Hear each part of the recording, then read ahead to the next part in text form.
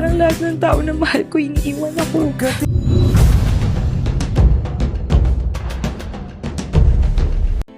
Third party ang may dahilan sa hiwalayang Kobe Paras at Kailin Alcantara. Mula mismo ito sa kampo ni Kailin na kung saan sinabi ng aktres na mismong ang sasakyan pa umano niya ang ginagamit ni Kobe para sa kanyang babae.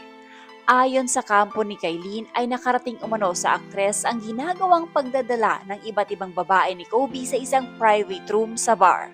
Nung una umano ay hindi pa naniniwalag ang aktres. Ngunit nang makumpirma niya ito ay tuluyan na itong nakipaghiwalay kay Kobe Paras.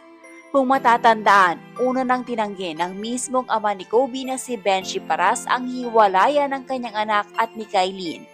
Ayon sa naging statement ni Benji, maayos naman umano ang relasyon ni Kobe at Kailin. Sumunod naman ay ang pagtatanggol ni Andre kay Kobe matapos na kumalat ang larawan ni Kobe na nagpa-party kasama ang mga kaibigan at ibang babae na ayon kay Andre ay kaibigan lamang umano ito ng kanyang kapatid. Sa channel ni Audrey Diaz, binahagi nito ang sinabi sa kanya ng umano'y source sa katotohanan ng paghihiwalay ni Kobe Paras at Kailin Alcantara. O diba, pinabulaanan ni Benji Paras na isugit na itong si Kailin at si Kobe, kanyang anak. Habang pinagtanggol naman sa isang vlogger ni Andre, ang kanyang kapatid. Naibulat natin dito na ang sabi sa amin na isugit na si Kailin at si Kobe dahil nga may third party sa side ni Kobe. Okay, meron po kami nakuha ang informasyon at maaaring itong pabulaanan ni Kobe at ni Kailin kung gusto nila na totoo na split na sila dahil kung sila pa rin daw, di dapat daw nag-announce sila na sila pa. Dapat daw may picture sila together. Wala daw. Anong dahilan daw? Ayun na nga, nakakaloka. Oo, yung third party daw. Parang may kinikita itong si Kobe sa bar, sa Bando ba yun? Sa business. Bando ang pangalan. Yun. Tapos, parang nakarating yata yun kay Kailin.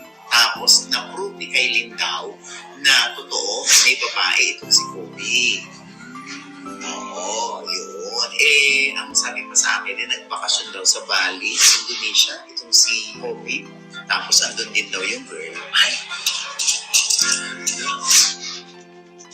Dahil kung paniniwalaan ang nagchika sa atin, ang sabi nito, spotted sa airport papuntang Bali, Indonesia si Kobe with a girl na hindi girlfriend ng mga kaibigan niya. So, sino ang kasama ni Kobe kung totoo man?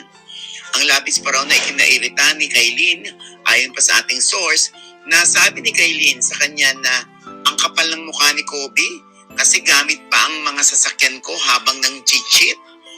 Nakarating na rin daw sa kalaman ni Kailin na nagdadala sa private room sa Bando Bar ng mga babae itong si Kobe. Kaya galit na galit daw itong si Kailin. Anyway, hintayin natin ang panig ni Kobe dahil hindi natin alam kung sinisiraan nga lang ba kay Kailin ang kung sino si Kobe.